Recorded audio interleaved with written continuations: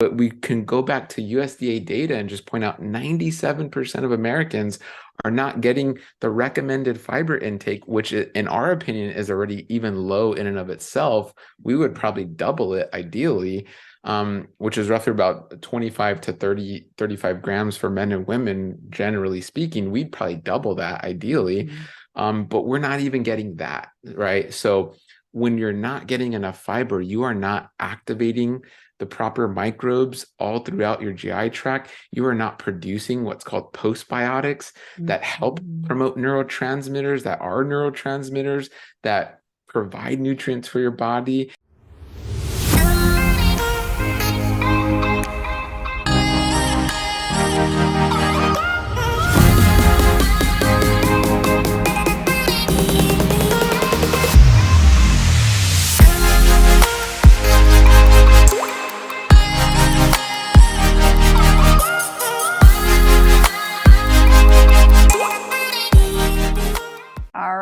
So welcome, and I'm so excited. I have James and Dahlia Marin. Did I pronounce your last name right? Yeah. Marin, whatever you want to say. So I'm terrible with last names. It's just like the county, like Marin County. Okay. Not familiar with that, but that's all right. Okay. So I am so excited to have these two guests today because Dahlia has been an integral part of me enjoying the excellent health that I enjoy today. So James and Dahlia are both licensed dietitians and co-founders of Married to Health, the first 100% plant-based SIBO IBS nutrition program. Married to Health is an integrative dietetic practice which brings together the best in medical nutrition therapy to bridge the gaps in health maintenance and disease prevention and reversal whenever possible. Their mission is to prevent, treat, and reverse disease by combining integrative techniques like whole food plant-based nutrition, Eastern modalities, and Western techniques to provide an optimal, healthy lifestyle. And I can personally vouch for how effective their program is because I met Dahlia because I was struggling with SIBO. And I didn't know I was struggling with SIBO for about 9 months. I just thought it was IBS, and you know how that goes. And being someone who mostly assumes that stress is associated with IBS, and it often is, I just kept working on my stress until I realized I need more help. And I was introduced to Dahlia because I was reading a book called Fiber Fueled by Will, please say his last name for me. Will Bulsiewicz, Dr. Will Okay, Bulsiewicz. I can never get it right. Dr. B. He goes by Dr. B a lot too. Okay, I can say Dr. B. I can pronounce that. So I actually emailed him and said, will you please work with me? I need help. And he said, no, but I can recommend some really excellent practitioners who will be able to help you. So I reached out and I was absolutely amazed. It was literally 2 weeks before I noticed a huge difference. And I was getting to the point where I was afraid to even go out of my house. My digestive problems were getting so severe. So I was just extremely pleased. And that's how I met Dahlia. And this is the first time I am meeting her lovely husband.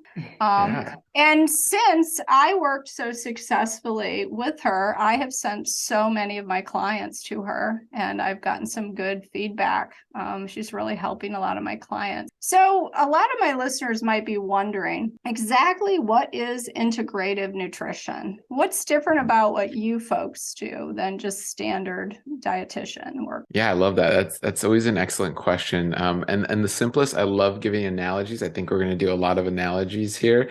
And really the simplest analogy is thinking of things that are separate, or thinking of branches of a tree and realizing they're all part of the same trunk, right? And that is integrative care across the board. When it comes to integrative nutrition, it's thinking of how foods are affecting that tree, right? The soil inputs that you're giving to that tree and how it's affecting the different branches. And so really the definition of integrative is connecting things that are separate and realizing, oh, wow, they're not separate at all. So an example of that would be a patient who maybe has SIBO, But coming in and telling a dietitian, let's say a more traditional dietitian, going, I have gas and bloating and constipation. And the traditional dietitian goes, here's my protocol. Here's what I learned on how to help your gas, bloating, constipation. Do X diet with XYZ supplements. Okay, focusing on the symptoms. Whereas with an integrative dietitian like Dahlia and other dietitians on our team, we're asking more questions. We're going, why did those symptoms appear? What happened earlier in your life? When did these symptoms first start? What happened even before that? How were you born? Were you breastfed? What medications are you on? So we're asking way more questions to go deeper and get to the root. And then you tend to find out, oh, wow, you've been constipated your whole life and maybe didn't realize it. What is actually constipation, right? Oh, you were injured, or you had a brain injury, or you have pelvic floor issues, or there's reasons and there's deeper roots that are connected as to why these symptoms are presenting. And even further than that, we then teach our patients to embrace these symptoms and realize that that is your body's way of talking to you. Like, you want to say, these symptoms are truly a blessing because it enables me to now take action. It's when we ignore the symptoms or try to mask the symptoms that we get into deeper trouble. But if you really understand your symptoms and take them head on and realize, okay, my body's trying to tell me something, let's dive into this and go deep, then you really get that sustainable, long-lasting, thriving health, right? And I think that's probably the key difference, is it is just long lasting, because it's not to say that other traditionally trained practitioners' ways are not effective. They're just not sustainable. It's not sustainable to live on a low FODMAP diet, on a low histamine diet, on a low oxalate, whatever diet someone's telling you to go on. You can cut all these different foods out, and sure, you're going to feel better in the interim, but what about 5 years from now? What about 10 years from now? Are you going to live on that very restricted, limited diet? Are you going to keep taking Miralax and laxatives to just micromanage your body? Or are you going to really sit back and understand why you're constipated in the first place, why you're bloated and gassy in the first place? Because nobody wants to just be chasing their symptoms and living their lives in fear. And I do see that time and time again, that people come to me and they're like, I've been low FODMAP for 5 years. I won't go anywhere that's not near a restroom. I can only eat these specific things. I hand a card to servers at a restaurant, and these are all my restrictions. And I'm like, you're not living. You're living according to what your symptoms are telling you. So to me, it's so important to really have people understand, reconnect with their bodies, and really get back quality of life for the long term. Yeah, because it's really about more than just avoiding certain foods and eating certain foods. There's so much more involved in digestive health. And that's what I really appreciated working with you, was you did ask those deeper searching questions. What's my stress level like? Was I breastfed? That's a huge component. But I think some of our listeners may really not understand even what SIBO is. Could you explain what is SIBO? And what is IBS? Because a lot of people have digestive troubles and they just say, I have digestive troubles. And they're just not sure. It might be deeper than that. It absolutely can be, because we do know that about 12% of the American population has been diagnosed with IBS, but we also know so many go undiagnosed. And even when somebody does receive a diagnosis of IBS, irritable bowel syndrome, it also is not really a root cause diagnosis, right? It's not like telling somebody you have this exact specific type of metabolic condition, and this was what caused it. You have this exact type of cancer, and these are usually the risk factors for that specific type of cancer. It's just kind of like your bowels are irritable, they're irritated. You've had change in stool, change in gas and bloating, and change in pain in your abdomen for X number of weeks or months. So we're going to diagnose you with IBS. So it's this very broad umbrella. And underneath irritable bowel syndrome, if somebody says, yes, okay, yeah, I've had diarrhea, constipation, gas, bloating, abdominal pain, we can then categorize them. And as more and more research is coming out on the microbiome, I'm so grateful that so much has come out in the last 20 years. We're really starting to identify, hold up, 14 to 70% of irritable bowel syndrome, IBS, is actually SIBO. And SIBO is small intestinal bacterial overgrowth. And in our gut, which is everything from mouth to anus, we have this big hollow organ that's compartmentalized. And we have over 100 trillion bacteria and other microbes that reside within the digestive tract. They are all throughout. So you have, bacteria and other microbes in your mouth. There's a very small amount in the stomach, whoever can survive stomach acid, a very tiny amount in the small intestine. A majority of those 100 trillion are in the colon, the large intestine. And when everything's working the way that it should be, things are flowing down like a river. We start our digestion in the mouth, we chew, swallow our food, it goes into our esophagus, stomach, small intestine. Things are digested and absorbed along that route. And then whatever doesn't get digested or absorbed, either because we didn't chew it very well, it's something that just doesn't get digested or absorbed, like certain types of fiber or starch, then it gets fermented in the colon. And then all those microbes that live in our colon, they're getting fed off of what they're fermenting. So all these leftovers that didn't get absorbed, they're really feeding and thriving off of those. And all that's great when things are working in synchronicity, things are flowing like a nice, beautiful, non-polluted river. When things come along that either disrupt the flow, things that disrupt the structure of the gut. So think of leaky gut that a lot of people talk about, which is called intestinal hyperpermeability. Or when something comes along and either adds a large load of bacteria, think food poisoning, or decreases a huge population in the gut, think antibiotics or antifungals or steroids, then that can cause imbalance, dysbiosis. So that could either just cause in one located area, maybe in the large intestine, an imbalance. Or what can sometimes happen is if they're not getting fed properly in the colon, maybe somebody's not eating enough fiber and resistant starch. Sometimes those bacteria figure out how to open up the door and climb up the wrong way. It's almost like there's a blockage in the river and now there's backflow of water.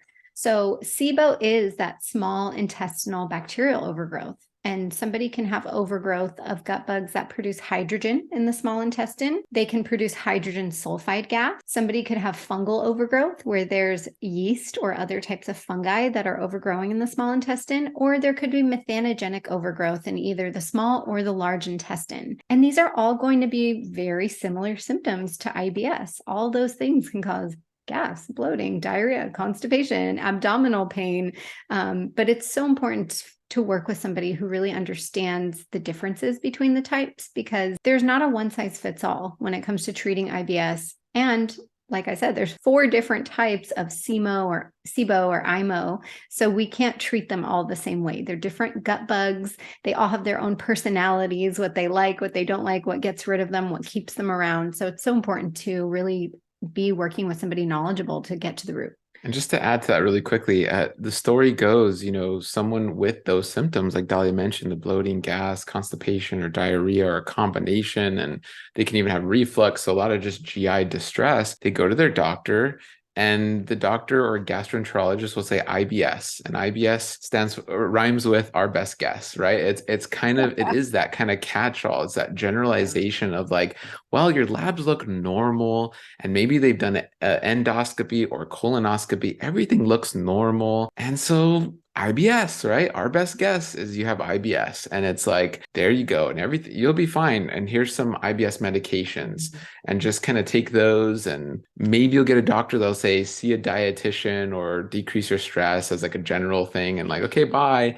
And 10 minutes of that visit, you're like, okay, well, what do I do, right? You're just kind of lost. And so really it's this idea that here's what's underneath that, right? There's more you can do. It's not just taking medications. It's not something you have to live with forever. You don't have to be in these IBS shackles and taking these medications long-term. There's something underneath. There's more to it. And it's really thinking of your gut like an ecosystem. It's really when these life events happen, just like there's forest fires, there's floods, and that changes the ecosystem. It doesn't have to change it forever, right? Like say in a forest fire, you've lost a lot of trees. So maybe there are more birds and crows and vultures, and you're like, oh man, what's going on? And then in a flood, there's more rats and gators and things you don't want either, right? Depending where you are. That doesn't mean it'll stay that way forever. And what's important is realizing it also doesn't mean that these creatures are bad, right? So a lot of times after these huge events in the gut, you're like, whoa, I have a fungal overgrowth. I have a lot of candida. We help our patients understand that these things are normal. Just like when an ecosystem is coming back from major trauma, there's going to be certain creatures that help things come back. Candida is actually a helper. fungi is actually a connector and a helper in our gut, but it's when you leave it that way, just like you wouldn't want to leave a forest decimated from a forest fire, you don't want to leave your gut decimated from antibiotics or just keep taking antibiotics and leave the fungus there just thriving and thriving and thriving until one day you can see it in your mouth and you're bedridden and so many different symptoms can happen, right? So yeah, there's a lot there. So it's about bringing that system back into balance then. Right. And that's what I love about your approach. So tell me, how does someone know that they might have SIBO? What would be the symptoms that they would be experiencing? The gas, the bloating, the IBS symptoms, but is there anything that's really telltale that just sort of distinguishes SIBO from other sorts of intestinal disorders? Anytime someone tells me I wake up with a flat stomach and by the end of the night I look and feel 6 months pregnant or more, that tells me it's SIBO, because they're telling me I don't have bloat if I'm not eating, but even if I drink water, I have bloat and it doesn't go down. Even if I have a bowel movement, it doesn't go down. Even if I exercise, it doesn't go down significantly. It's just there and it accumulates throughout the whole entire day until, like I said, by the end of the night, they're curled up in a ball. They can't even tolerate wearing pants or leggings. That really is very telltale of some type of SIBO, IMO, SIFO bloat. Okay. And that's what I personally experienced. It didn't seem to matter what I ate. Some things were worse. And me dealing with anxiety and stress in so many of my clients, I kept looking at my life and trying to pinpoint, was I stressing? Was I worrying? And I couldn't. I'm like, no, what I'm doing is eating. Eating seems to be the problem, but we need to eat. And so, I had SIBO in the past, but for some reason I was resistant to looking at that again, I think because it was so overwhelming to beat. I had SIFO, which was candidiasis, as you mentioned earlier. And so just to make sure I'm understanding correct, when someone has SIBO or SIFO, microbes from the intestines have migrated, from the large intestines have migrated upward into the small intestine where they do not belong. Is that correct? And how does that happen? You mentioned antibiotics. Take antibiotic and then things get out of balance. What other sorts of lifestyle factors contribute to someone developing SIFO or SIBO? And, with some of the microbes, like with Candida overgrowth or methanogenic overgrowth, it could also just overgrow in the large intestine, and that could be responsible for the symptoms. So sometimes they don't necessarily always migrate up, but there are so many reasons. Like I was saying, anything that affects their motility. So that can be so many things. Stress is a huge one. I always say 20% of our digestion happens before we've even eaten. It's called the cephalic phase. It's when our senses are engaged with food, when we're seeing it, smelling it, hearing it, touching it, tasting it. That really is triggering our stomach to start producing more stomach acid. Our liver and gallbladder are then ramping up with bile. So that way these digestive juices can help us break things down. That's why when you see, smell, touch, taste food, you start salivating as well. That is an important part of your digestion. If you're super stressed and you're so consumed by your stress, you're going from complete sympathetic nervous system where you're just constantly in that fight, flight, freeze, or fawn, and then you're eating the next second without having that moment to kind of break away from that stress. Most of the time, you don't have enough saliva, you don't have enough stomach acid, you don't have enough bile. That can affect motility. Anything else that can affect motility, any type of neurodegenerative disease. So if somebody has Parkinson's or Alzheimer's, if somebody has any type of disease in their small nerves, and what people don't realize is the gut is one of the most secondarily innervated places in our entire body. So people often talk about diabetes affecting small periphery nerves. They'll say your hands, your feet, your eyes, your kidneys. The gut has tons and tons and tons of nerves in it as well. So if somebody has peripheral neuropathy, they could have gut enteropathy as well, and that can affect their motility. So if you have out of control diabetes and you have for years, you could be also at risk for SIBO.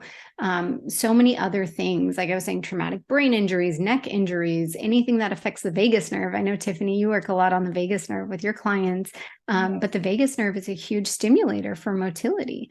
And so many other things, right? We do know, like we were saying, the antibiotics, over medication, even just overeating, constant eating, that can prevent the body from adequately cleaning things out. And that in and of itself could be a risk factor for SIBO. If somebody's not stopping and giving their body a few hours between meals and snacks, that just causes lingering food, bacteria, other things. But food poisoning, so many other reasons. Yeah, so many. If I could say, though, just to clarify, I mean, there are microbes in the small intestines, just not at the concentration in the large intestine, right? So it is about keeping that balance. And then really at the root of this, though, I mean, we can look at, because I know that there's so many reasons, but one of the major roots, and we have great data on this, is the latest USDA data, which points us to like an epicenter of the problem, which is showing that 97% of Americans at least are not eating even the recommended fiber intake, right? So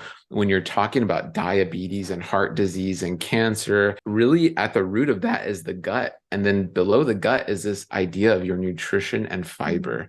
And so if from the day you're born and your mother's mother, possibly now as we keep going with our generations, and obviously time moves on, if for several generations your family was not eating enough fiber, you are losing diversity in your gut. This is the same gut microbiome you are passing on to your children. So we are seeing this in studies, but we can go back to USDA data and just point out 97% of Americans are not getting the recommended fiber intake, which in our opinion is already even low in and of itself. We would probably double it ideally, which is roughly about 25 to 35 grams for men and women, generally speaking. We'd probably double that ideally.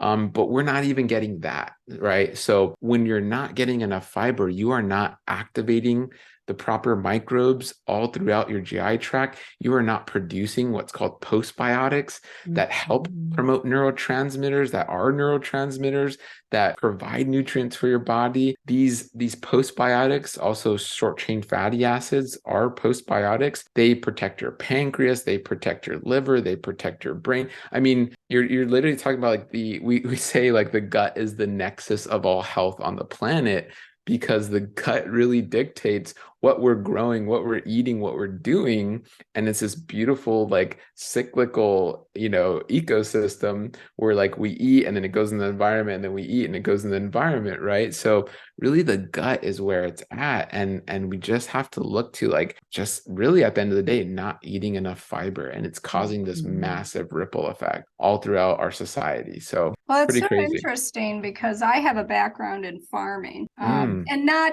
conventional farming, but organic farming. Oh, love it. We understand, when you're into organic farming or regenerative farming, you understand that what goes into that soil is what makes for the plant and crop health. And what you need is organic matter. What you need is fiber, and those soil microorganisms work on that fiber. They break it down into nutrients that the plants can use. And that same process is really going on in our gut. A lot of the same microbes that we find in healthy soil on a healthy farm are in our gut. And a lot of the problems that we're facing today is that we are chemically spraying our fields, killing off the soil microbiology, and then the plants, what little people are eating, do not even contain the microbes. And then generationally, as you mentioned, you get a healthy microbiome going through that birth canal. I, for one, was birthed by cesarean section, and then given a lot of antibiotics as a child. So we have a lot of strikes against us in our society, and people just don't know how to eat. And what they don't realize is that these microbes, these organisms, are like a team within your intestines, and they're rooting for you. They're there producing vitamins. They're protecting you from illness. They're even producing neurochemicals that help you to be in a good mood. But we have to feed them. And they only like to eat certain things, and they don't like to eat other things that actually poison them. So what you mentioned fiber, but what type of fiber? I think people in their minds are thinking fiber. Okay, I'm going to go get one of those fiber bars and I'm going to eat that because I heard on this podcast that I should eat more fiber. But what kind of fiber really nourishes a healthy microbiome? Well, and I want to say really quick, because we've, over the years of speaking on this, we've really distilled this message to say, just like just like you care about the outer ecosystems, right? Whether it's your backyard garden, or if you're like an organic regenerative farmer, you really understand this. Or if you like your local park or Amazon rainforest, Great Barrier Reef, like we love all these ecosystems. You have, we would say, what trumps them all is your gut microbiome as your own personal most important ecosystem. We would say the gut microbiome is the most important ecosystem on the planet. It is your inner ecosystem. And you are what's called a superorganism, meaning you're one organism comprised of trillions of other organisms that are relying on you. That is your inner ecosystem. So you can almost imagine like you're carrying a terrarium, or if you love your dog, if you have a pet, this terrarium pet is the most important pet that you should love, right? And so when you think of it that way, it's like, what are you doing to love your gut microbiome, right? And we get into that, like, what should you be feeding it? What are you going to put in that terrarium? And that's where prebiotics were termed and understood and researched. And you're going like, oh, prebiotics that come from plants, right? So that's why it's like eating a variety and a diversity of plants has been shown in so many studies, all different types of studies, to aid and help your gut microbiome, this diverse ecosystem, by eating a diverse group of plants from the ecosystem. It makes so much sense when you look at it, right? And yeah. And when it comes to that prebiotic fiber that we want to be eating, I think people automatically go to, I need to eat apples and kale and celery, and I just need to sweep every single thing out of my gut, and that's what I'm going to be needing. That is not necessarily the case. Yes, you want to get those 25 to 38 grams of fiber per day, and you want a nice mix. I always say, think of your daily eating as a nice little cleanup for your body, because it is. You're not just nourishing those gut bugs inside, you're also kind of cleaning up and tidying up house. So if you're properly going to clean up, say, your floor, you don't want to just sweep, because if there's someone spilled some juice, or some fruit dropped on the floor, you can't sweep that away. You're going to need to mop it up and really bring in some water to help you clean up adequately and clean up completely. So with the different types of fiber, yes, okay, you can have that nice brooming, sweeping type of fiber like apples and kale and celery and broccoli. And you also want a nice mix of mop type of soluble fiber to really complement that insoluble fiber that doesn't drink up water, more kind of sweeps things through. So I think where people end up having a lot of digestive discomfort is they're not having a good balance between the two. And the mop is like oats, chia, okra. Beans. Think of gummy, gooey, beans get really mushy and gooey, starchy. Yeah. So all those grains, all those potatoes, all those foods that we were told, stay away from those. We shouldn't be eating starch, right? With the low carb craze that went on for way too long, people's gut microbiomes paid the price. And so we have people, 97% of people, who aren't eating that fiber. And then sometimes we have the people who say, I do want to eat the fiber, right? Tiffani, you said, I want to get fiber fueled. I want to do this, but they don't always take into account their past, right? They may not have those microbes in place to help them break down that fiber. And I think that's where digestive issues onset and are so frustrating. Because if you don't, for someone who just doesn't care and they're like, I don't care, I don't eat fiber. So yeah, I'm constipated. I eat pizza every day and, French fries, and it makes sense. I'm constipated. But for someone who's trying, like, I know when you came to me, you were like, I'm eating fiber and I'm so frustrated that I'm still bloated and having this discomfort. And sometimes it just comes down to that. There's just an improper mix of who's living in there. And maybe there's just not enough bacteria in some cases, because if there was just antibiotic after antibiotic after antibiotic, that wiped out your good guys. So part of those prebiotic fibers that you want to be eating, we want to also make sure some of them are fermented foods and fermented fibers. So people are eating things like not just cabbage, but maybe it's fermented cabbage, and they're eating sauerkraut and kimchi. That brings along the bacteria to help them break down the fiber that they're eating. We want them to add things like miso and kombucha that's not excessively sweetened. We want people to be adding things like probiotic pickles, so things in brine that are, they contain that probiotic bacteria, tempeh. We really want people to be getting in this dairy-free yogurt and the bacteria as well in their gut, especially if they are that person who says, I got myself into gut debt. That's one of our favorite analogies, right? I had, I overspent I kind of overestimated and really overused what I had. And now I'm in this gut debt. I just don't have enough bacteria. I want to eat this fiber. I want to buy this house, whatever it is, but I'm in debt. And so instead of just taking that traditional approach of just running away and saying, well, I'm in debt, and instead of tackling the debt head on, creating a plan of how I'm going to pay it off and end up buying that house that I really want to buy, what I'm going to do is I'm just going to rip up the bills and I'm going to change my phone number and my email so that I don't get the notices of the debt. Just and I hide. think that's the traditional approach. But what we say is accept that you got in debt. That's the first step in recovery, right? Accept that you're here and admit that you're here. Understand how you got here, where you overspent, where maybe things went awry with your gut, and then come up with a plan to get out of it. So fiber is one component, but so many other things. And the translation of that, like the nutrition version of ripping up the bills and hiding, is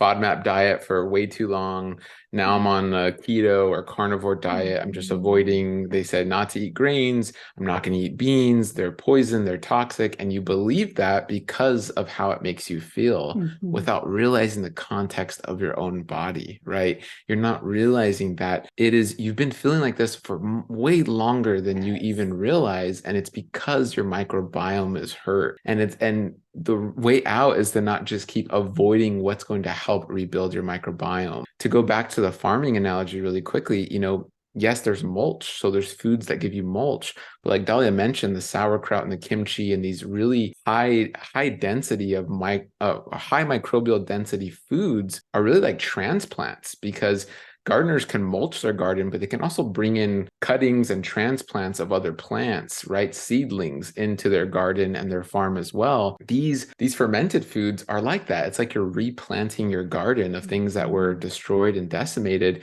So not only are you mulching and composting, which is great, you're also transplanting, because every single food you eat has unique DNA. We don't seem to think about this. Like literally the food we eat has its own unique DNA, from every tomato to every broccoli. That DNA is intermingling with your microbial DNA. That food on many different levels, from the surface to the inside of the cell to the root system, has its own microbiome as well that's going to intermingle with your microbiome. So fermented foods or pickled foods are just kind of really expanding on that and really amplifying those microbes, because it's creating an environment for the food to say, grow more of these microbes, and these microbes can start to multiply and feast. And then you eat that, and it's like this really concentrated, wonderful explosion that can be positive. However, if you're kind of not sure what you're doing, also eating too many fermented foods too quickly can also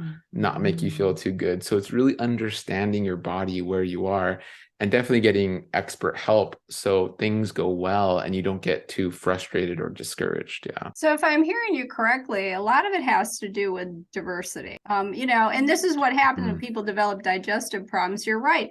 They start to narrow down their diet. I'm going to eliminate everything that's bothering me. And I remember years ago when I was really struggling with SIBO, back in my 30s, I'm in my 50s now, and people just really didn't know about SIBO. And I had a lot of health issues. And so I went to a doctor, and they said, well, let's test you for food allergy. And I got this food allergy rotation diet. Now, I can tell you back then, stress was a huge factor in my health problems and digestive. And my stress went up by about 75%, because now on Wednesday, I can eat onions, on Thursday. And I just thought, oh my God, I'm going to lose my mind. And so that approach is, like you said, totally not sustainable, and ultimately not rebuilding the gut, because the microbiome doesn't have the diversity that it needs to develop health within that system. And it's the same with farming. Our farms nowadays are monocrop. They're monocrops of soy, followed by, maybe, if we're lucky, we're going to have some corn, and it's just going to rotate these things. But a healthy regenerative farm is going to have a diversity of different plants, some animals may be thrown into the mix. And this is a healthy system. And it's the same with our gut. And one of the things I learned from studying regenerative farming was that, and I didn't realize this, that when I picked that broccoli out of the ground, the microbiome is infused within those tissues of that plant. And when I ingest that, I'm nourishing my own system, adding microbiome and also nourishing the existing microbiome. And so when you think about a healthy microbiome having a diverse microbial population, you want to eat a diverse amount of vegetables. So what I liked and what led me to work with you guys was when I read Fiber Fueled, he really highlighted that diversity. I think it was 30 plus different kinds of plant fibers in a week. And I looked at my diet and I thought, my God, I'm like living like a conventional farmer when it comes to my diet. And I was just eating a certain amount of food. Like in a given day, I might have broccoli with my lunch and I might have carrots with my dinner. And because I'm eating vegetables, I'm thinking that is sufficient. Now I eat around 6 to 9 cups of vegetables a day. And I like about a third of that is usually leafy greens. And then I eat a third of that colorful veggies. And I eat a third of that in sulfur-rich foods. Believe it or not, I can now eat those. Dahlia will remember what trouble I had with any sulfur-rich food in the past. And my gut loves that diversity, and I feel fantastic when I eat that way. The more plant foods I eat, the better. I still have some foods I can't eat, honestly, but we're still in the phase of working through that. But the answer is never permanent restriction. And I like that message that you guys have, because I have met people both in the course of my practice working with anxiety clients and just out and about in the gym and in health communities that are down to eating broccoli and brown rice. And this is all they're eating, and they're not healing, and they can't have a social life. They can't enjoy food. I mean, yeah, and this is a major, so many things. There's so many gems, Tiffany. I love it. I love that you have a background in regenerative and organic farming. I mean, that is really at the core too. I mean, it goes back to that. I think the future of our healing of just so many people, it goes back to farming. I think it's really getting back out in the soil.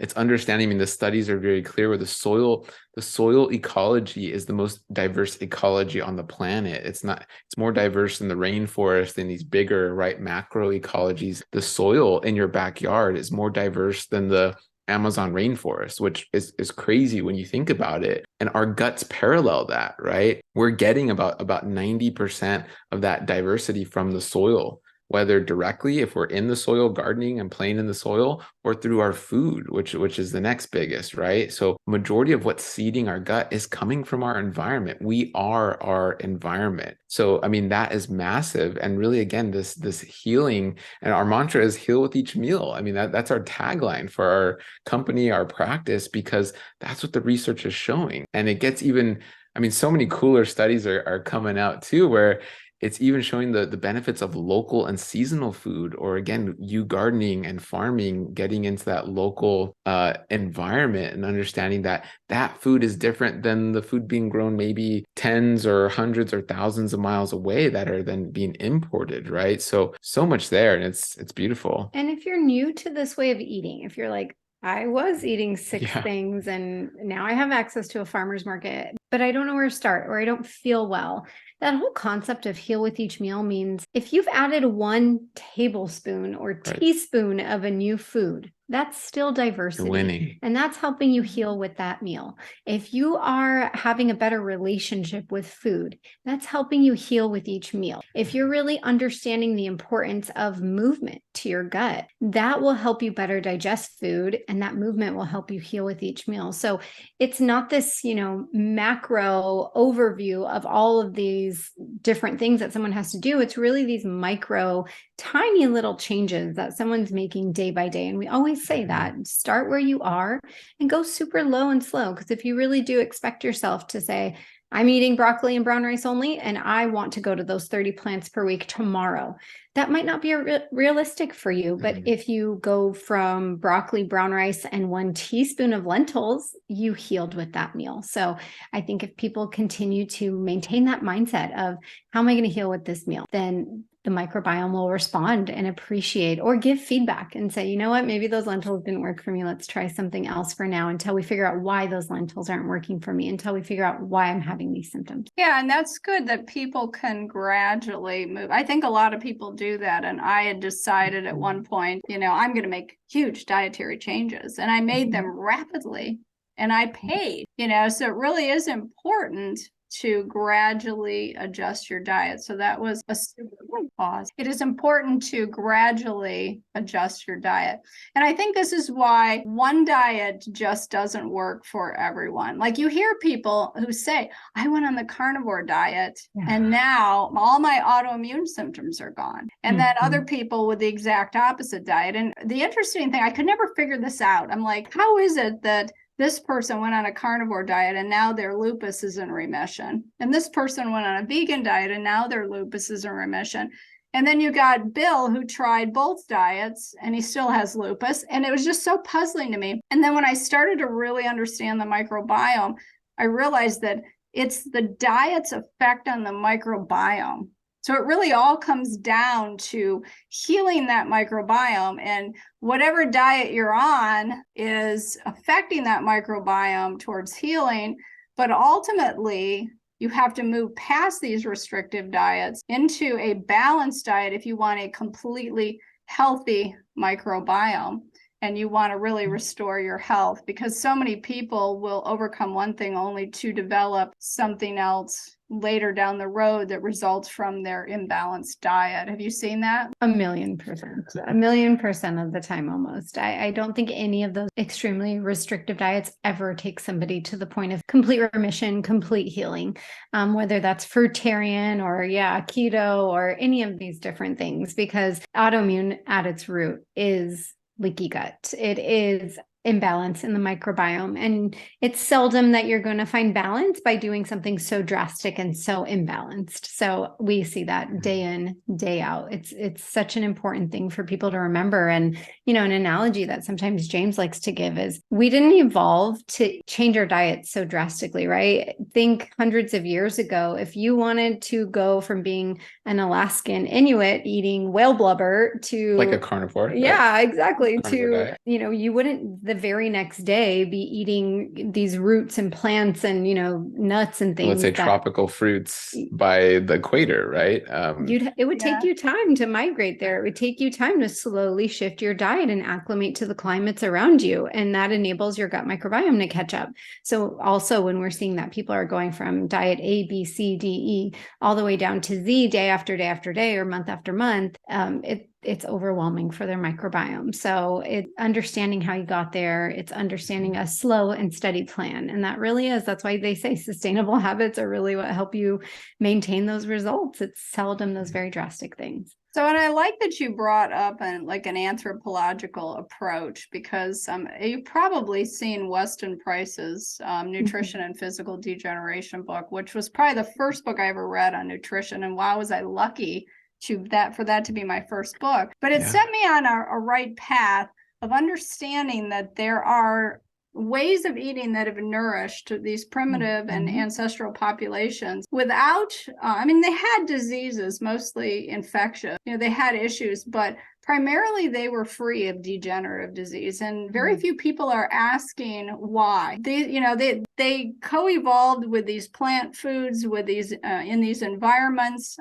You won't find people, you will, maybe the Inuit could be termed maybe a keto diet, but you find that people have these different genetic factors in what they eat. They have what's available to them, but nobody did make these drastic changes. And it might not be right for someone who has an Inuit background to suddenly be eating trop fruit. And it might not be right for someone raised in the rainforest to suddenly be eating whale blubber. Those are extreme examples, but we all have this biochemical individuality.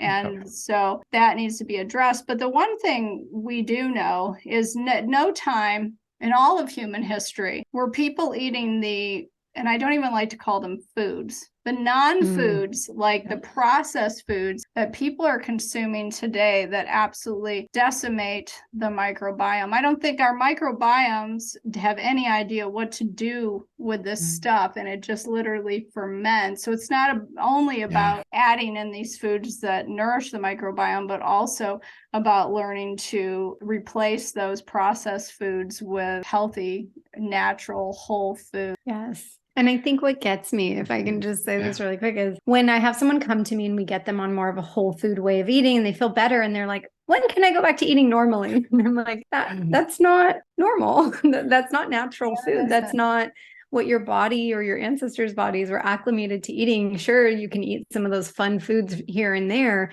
but if you want that to become a predominant staple in your diet, your body's not going to feel its best on those types of, food mimickers. So if you want to eat Beyond Burgers every day and, drink sugar sweetened beverages and eat these hyper refined grains and other hyper refined ingredients, your body isn't going to communicate to you that it does not thrive on those things. I mean, I like to say like we've morphed where it's a generation who are eating brands, not foods, right? Like I grew up on eating brands, Pop-Tarts is a brand, Cheez-Its were a brand, right? Like toaster strudel, everything had a brand and a commercial. They weren't actually foods, right? Because foods are something that are unadulterated. They're growing in nature. They're ideally whole. You can have fat and you can have sugar and you can have salt and you can have all these wonderful things in whole foods.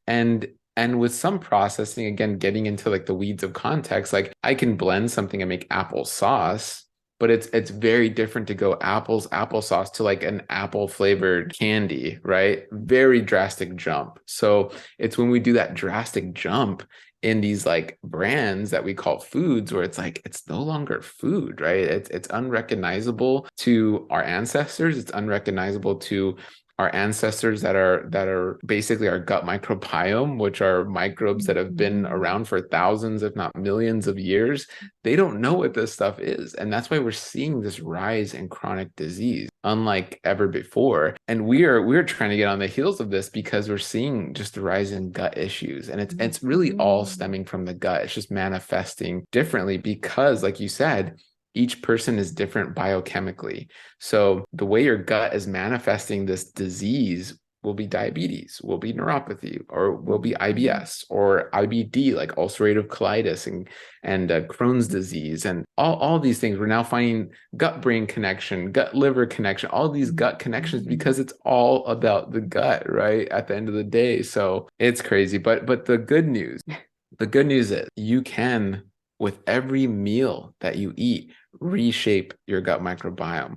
With every hike you go into nature, with every farmer's market you visit, with every plant you plant in your farm or your garden, you are activating something in your gut microbiome for the better. And if you continue with these things, these micro things that could be small, but they add up over time, you are literally reshaping your gut microbiome. And we've seen some amazing things happen, right? With some of our patients who had severe Crohn's disease, damage in their colon to where it needed to be resected, right? Potentially cut out. Essentially, resection is cutting out either part or all of the colon. And then the next time they go in, they're like, what the heck? It's healed. To SIBO, where someone's like, my life is over. I'm bedridden because I'm having histamine issues. And just to then 3 to 6 months later, they're like, I feel great. Like after 20 years of IBS, I actually can eat and feel good, right? So amazing things can happen because your gut just wants that connection. Your gut wants to heal. Your gut is there to connect you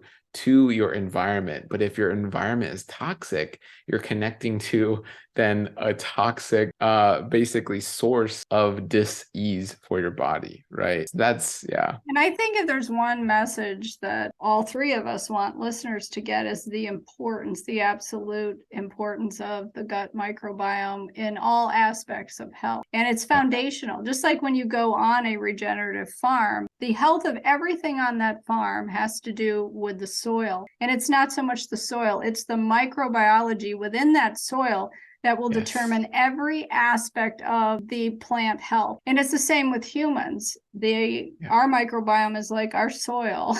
And Yes. it's the health of our microbiome that determines every aspect of our health, because we can fuel ourselves, but it has to be broken down by that microbiome, just like the organic matter in a farm has to be broken down into usable nutrients for the plants. I want to revisit one thing that you said earlier, Dahlia, that I think is crucially important. You talked about motility. And for people who don't understand what that means, that is the rate at which things are moving through your digestive tract. So it's whether or not you're constipated. So the one interesting thing I learned from you on the first day that I worked with you was the fact that I was constipated, and I had been constipated for years, and I didn't know it, because I thought if I'm going to the bathroom every day, I'm not constipated. So, and that is, even if you're eating the right foods, if you have constipation, you still could end up with issues in your microbiome. So just explain to people real quick, how can you know if you have a motility problem? That's a great question. So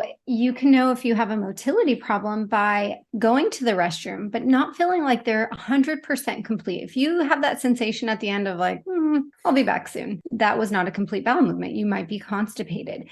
If you also are feeling like, I'm just noticing that when I wipe, I'm wiping constantly. My stool is very sticky, like peanut butter, and I can tell there's just more stool in there. You could be constipated. If you're still very bloated and you're having discomfort, especially in the lower left area of your abdomen or below your belly button, that's the end of your colon. So if you still feel really full there, you feel uncomfortable there, you could be constipated for sure. You could be holding onto stool. And outside of those reasons I described before, one of the things I'm really keen on is pelvic floor issues. And, as a dietitian, people are always surprised when I bring this up, because they're like, well, that doesn't have anything to do with food. Why are you even talking about this? And they don't realize that you could be eating the perfect amount of fiber. You could be drinking the perfect amount of water and moving the perfect amount of movement every week and every day. But if those muscles that sit in this bowl that's called your pelvic floor, that surrounds your rectum, your colon, your bladder, your reproductive organs, if those muscles and nerves are not working in synchronicity, again, you could have the perfect formed stool in your colon, but if they're not relaxing long enough for you to pass all of that stool, you could really be retaining stool. And so many of my patients end up telling me that, yeah, you're right. I do go every day, and I go several times a day, but it doesn't feel complete. And so I'm like, you might still be constipated. And a lot of the times people think adding more fiber is a solution, and sometimes it just isn't. It could be reducing a little bit of fiber temporarily until you really get those muscles moving and working. Could be hydrating, could be physically moving the body. But there's so many things that could lead someone to still be constipated. So if you're like, but wait, you said to eat more fiber, it's just like saying, it's like a mechanic going, hey, I'm going to fix your car, but there's nuances, right? Is it your transmission? Is it or an electric car? Is it the software? Is it so it's like, yes, we're saying fix your car, but there's nuances there. And that's why there's integrated registered dietitians, right? So it's like, it's like, yes, it's fix your car, but there's so many different aspects. So take time to understand what is your fix. It's not a one size fix all, right? So yeah. And I think a lot of people don't realize that, we traditionally look at things like IBS and we relate it to food, or inflammatory bowel disease like Crohn's. People who have intestinal disorders know that certain things I'm eating aggravate my condition, certain things help. But other people with other types of medical conditions don't always think that there might be a gut connection. So I work with primarily anxiety. How have you seen the microbiome related to anxiety disorders?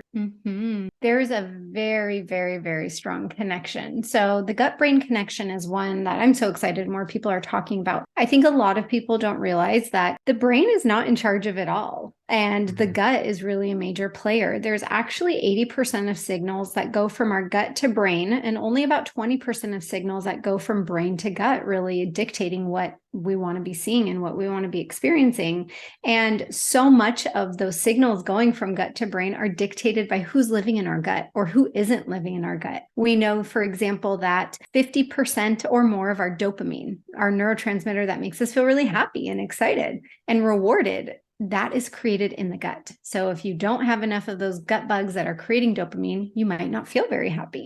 We know that we also make 70+% of our serotonin, our neurotransmitter that helps us feel kind of calm and relaxed. That's also produced in the gut.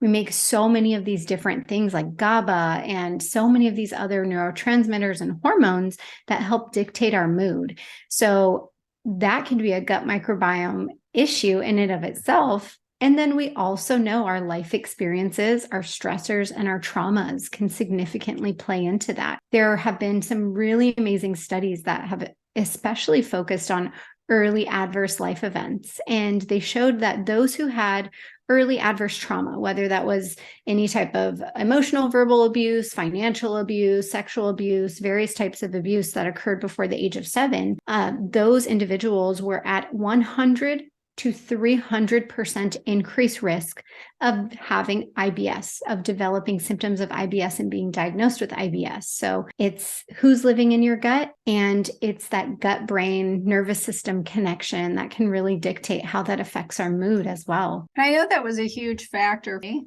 because the stress of the cumulative effect of the nervous system dysregulation from trauma was a huge factor that I think led to my development of SIBO. And I think there's even been some studies linking childhood trauma directly with SIBO, if I'm correct. But also these organisms, the metabolic waste products from Candida and from some of these organisms also negatively affect the brain. Is that correct? Yes, absolutely. They can increase those stress neurotransmitters as well, and they can send those signals and inflammatory molecules up through our vagus nerve to our gut. And the vagus nerve really is that elevator that connects the gut to the brain. So if we're sending all these inflammatory stress signals, then we're, signaling the alarms, and we're really alerting everybody that things are off. Yeah, those Go ahead. Or sorry, no, I was gonna say that we don't really say this that often, but getting deeper into this is really like endotoxin, right? Endotoxemia, and realizing that all these microbes are pooping, right? So it's like you have trillions of microbes and they're pooping, and it's weird to think of it this way, but some of the poop our body likes and some of the poop our body does not like, right? And so it can have an endotoxic effect. Other forms of poop, we call them postbiotics, and they have a beneficial effect. But at the end of the day, it's microbes processing the ingredients that we're eating and pooing. And again, some of it's good and some of it's not so good, and we want more of it and some we want less of. So it's really understanding that is that balance we're talking about. And I think that's where the term we mentioned early, integrative nutrition, really comes into play, because when you look at the human organism holistically, you'll see it's not just about that. It's not just about pelvic floor exercise. It's not just about what I do, and that's dealing with the mind and stress and the beliefs. It's about all of these things. We are these wonderful organisms, but there's more that we need to think about when it comes to our health than just a singular aspect. Right. So this is the importance of really, working with professionals. So I think we'll wrap things up, but it was such a pleasure talking to both of you today. Just such a wealth of information. Now, please tell listeners, if they want to work with you, if they want to learn about how you can help them get a healthy microbiome, restore their health, how can they get in contact with you? You can find us at marriedtohealth.com. We're all over social media at Married to Health. And we have 7 integrative registered dietitians, 2 of which are like Dahlia, including Dahlia and Rachel, are SIBO, IBS, integrative gut health dietitians, and they'll help you with SIBO and IBS as well as other complex GI issues. We have other dietitians who specialize in diabetes and metabolic syndrome, an integrative plant-based approach to cancer, as well as family and pediatrics. So we have a range of specialties. Release as well. Yes, and a dietitian who does do neo-emotional release and kind of dives deep into some of the trauma. And we realize not everybody is ready to work with somebody one-on-one. So we're really excited. We're relaunching our SIBO IBS course. So those who want to be in the know about that can sign up for our newsletter, get on the wait list. We have other offerings like ebooks, we have our blog, we have tons of free resources. So going to our website can really help anyone who's really looking to connect and really get started anywhere that they're ready. And then I will say, because we do have patients who are like, I'm still in that phase of like, just give me something to take. We did formulate Gut Nurture, which is a powder. And this is a powder that's not just like shove a bunch of probiotics in your body. This was a powder, if you liked kind of our analogies today, it was really us looking at the research of the gut microbiome, the inner ecosystem, and going, what are some ways we can really hone in and facilitate the ecosystem? Not just say, here's a bunch of microbes, here's a bunch of bifidobacteria and lactobacillus, and just dump them in there. It's going, what do you already have? What's good about your current gut microbiome? And let's enhance that. That way, with the lifestyle changes and what you're eating, when great microbes come in, they're going to want to stay. They're not just going to want to leave. So that's where Gut Nurture came in, and it helps with motility, and it helps with just building that healthy ecology within in a gradual, natural way, and not just trying to force something that you're not ready for. So we have a lot of options for our patients and our community. All right. And I'll also include all of those links down in the show notes too, if anyone wants to contact James and Dahlia and get some help getting your gut back on track. Wonderful. Thank you for having us. This is great.